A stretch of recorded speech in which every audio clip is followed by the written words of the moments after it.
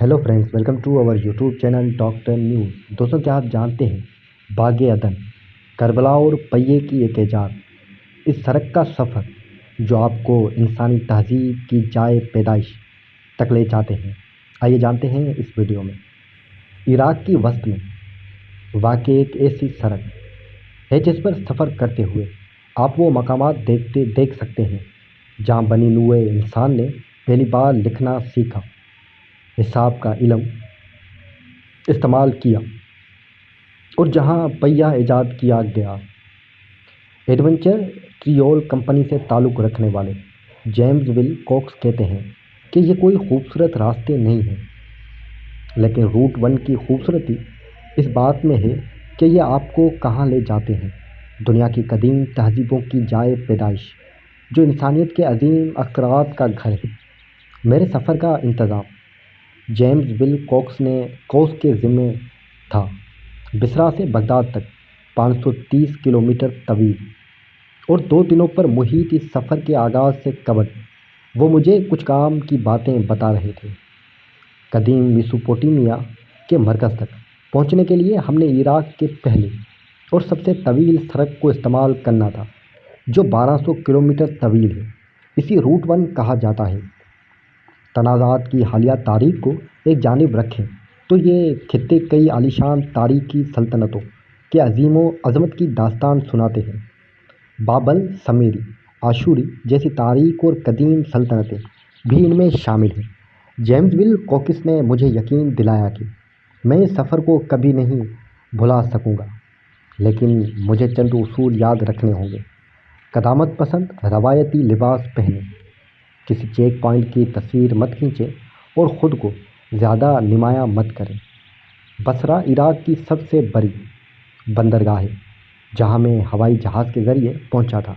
ये शहर शितुल अरब दरिया के साथ है, जो दजला और फ़रात के मिलने से बनता है। उन्हें 2 दरियाओं के नाम से मेसोपोटामिया के नाम पड़ा, जिसका यूनानी ज़बान में मतलब है 2 दरियाओं के बीच में। ये बसरा ही था जहाँ से अलफ़ लैला की अफसानवी किरदार सिंदबाद ने अपनी माफ़ूकुल फ़ितरत सफ़र का आगाज़ किया था। सिंदबाद के मुकाबले में मेरे सफ़र का आगाज़ कुछ आम सा था। एक ड्राइवर से मुलाकात के बाद हम रूट 1 पर चढ़े तो 2 घंटे तक ट्रैफिक में फंसे रहे। यहाँ दूर दूर तक तेल की कारखाने हैं जो आसमान में गैस के शोले फेंकते हैं। तकरीबन 150 किलोमीटर के सफ़र के बाद जब हम अलहवार में दाखिल हुए तो सहराए निखलिस्तान में तब्दील हो गया। इस मकाम के बारे में चंद लोगों का मानना है कि यही वो बाग अदन था जहां आदम व हवा को बहशत से उतारा गया था।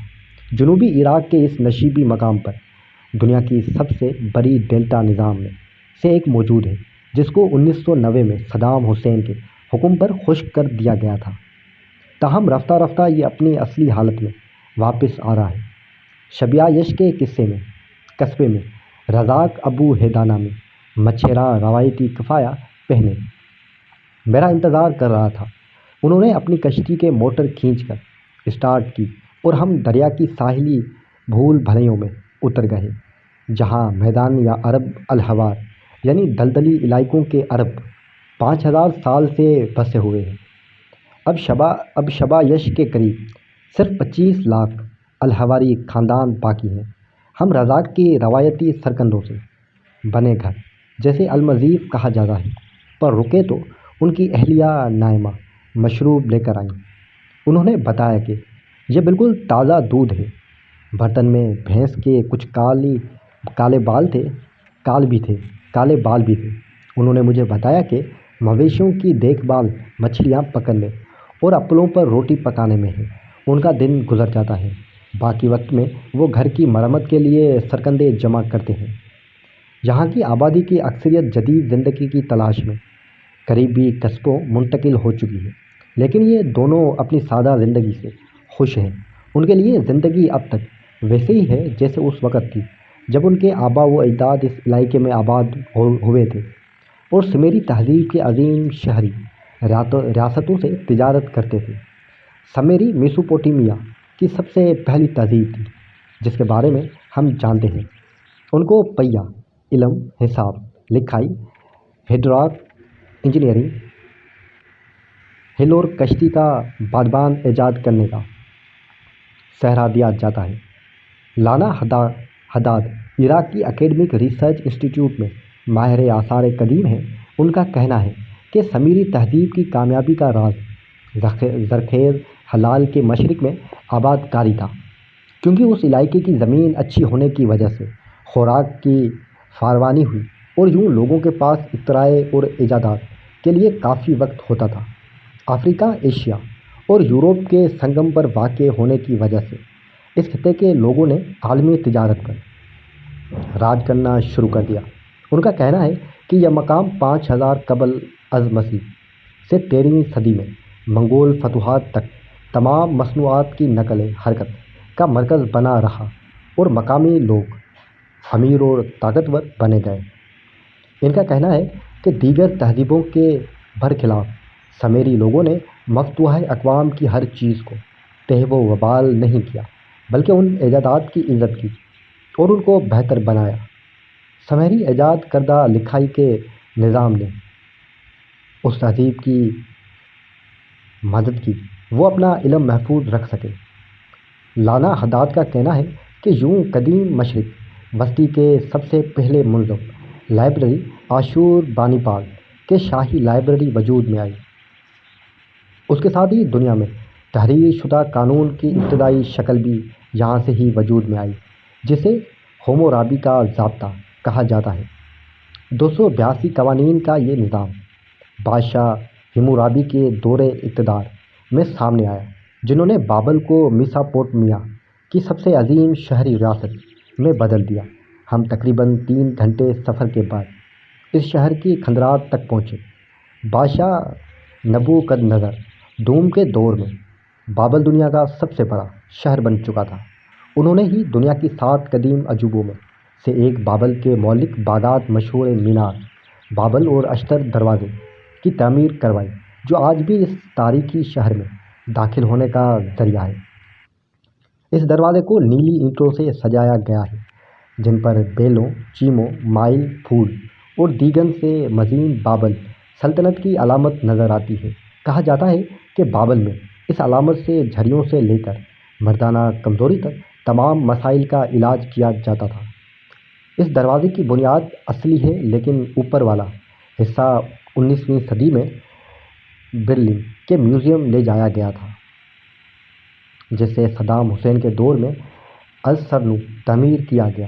شہر کی وسط میں جب بادشاہ نبوکدنضر کے نام کی مٹی کی اینٹیں دریافت ہوئیں تو صدام حسین نے 2500 سال پرانی بنیادوں کے اوپر نئی دیواریں تعمیر کرنے کا حکم دیا، جن پر یہ پیغام درج ہے کہ فاتح صدام حسین کے دور میں خدا نے عظیم عراق کے محافظ، اس کی تہذیب کے معمار اور عظمت بحال کرنے والے کی طور پر سلامت رکھے۔ ایک قریبی پہاڑ پر صدام حسین کے لیے ایک محل بھی تعمیر کیا گیا، جو ان کے 100 سے زائد رہائش گاہوں میں سے ایک تھا۔ یہاں ہر وقت عملہ موجود رہتا تھا کہ صدام حسین کسی بھی وقت رات گزارنے آ سکتے تھے، لیکن وہ یہاں کبھی نہیں آئے۔ ہمیں اتنی عالیشان اور پر آسائش رہائش گاہ تو میسر نہیں تھی، لیکن گیسٹ ہاؤس میں ڈرائیور کے ہمراہ میں نے ملفوف بیتن جان اور علاقائی مہمان نوازی کا بھرپور مزہ لیا۔ اگلی صبح مؤذن کی جانب سے اذان دیے جانے پر آنکھ کھلی تو ہم 65 کلومیٹر دور کربلا شہر کی جانب روانہ ہوئے۔ کربلا شیعہ اسلام کا سب سے مقدس مقام ہے، جہاں پیغمبر اسلام کے نواسے مولا امام حسین علیہ السلام کا مزار موجود ہے۔ یہاں سالانہ 4 کروڑ افراد زیارت کے لیے آتے ہیں۔ مزار کے احاطے میں مجھے تابوت نظر آئے، جن کو دفنانے سے پہلے لایا گیا تھا۔ یہ ایک ایسا عمل ہے جو 16ویں صدی میں شروع ہوا تھا، جب انڈیا اور ایران جیسے دور دراز مقامات سے شیعہ مسلک کے افراد مرنے والوں کی لاشیں یہاں دفن کرنے کے لیے لاتے تھے۔ کربلا کے علاوہ 65 کلومیٹر دور نجف میں بھی لوگوں کو دفنایا جاتا ہے۔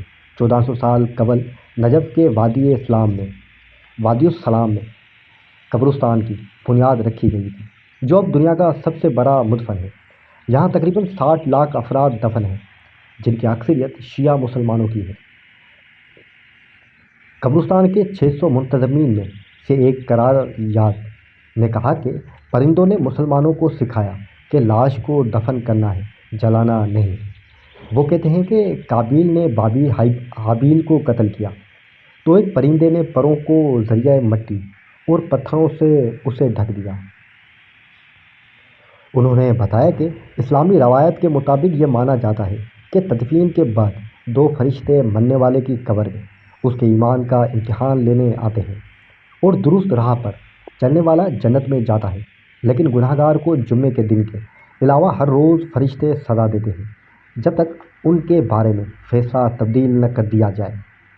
موت کے بعد کی زندگی کے اس منظر کشی کا سن کر میں نے قبرستان کا دورہ کرنے والے ایک خاندان سے سوال کیا کہ کیا مسلمان موت سے ڈرتے ہیں؟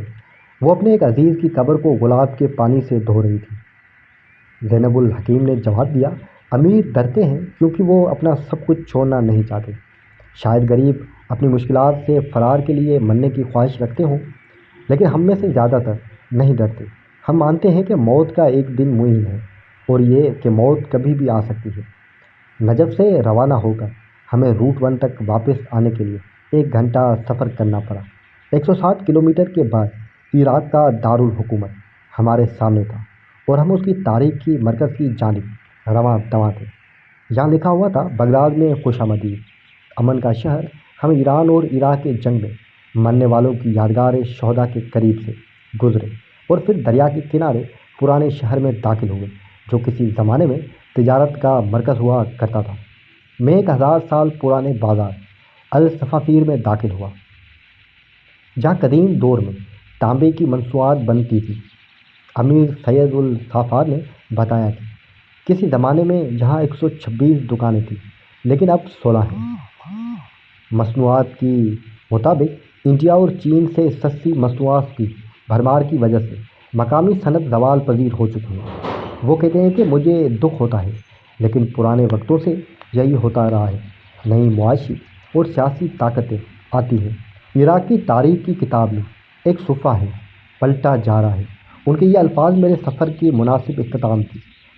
میسوپوٹیمیا کی قدیم سلطنتیں جن کو یہ ہائی وے ملاتے ہیں وقت کے ساتھ مٹی میں مل گئے، لیکن ان کی نشانیاں صدیوں بعد بھی اب تک انسانیت کے کام آ رہی ہے۔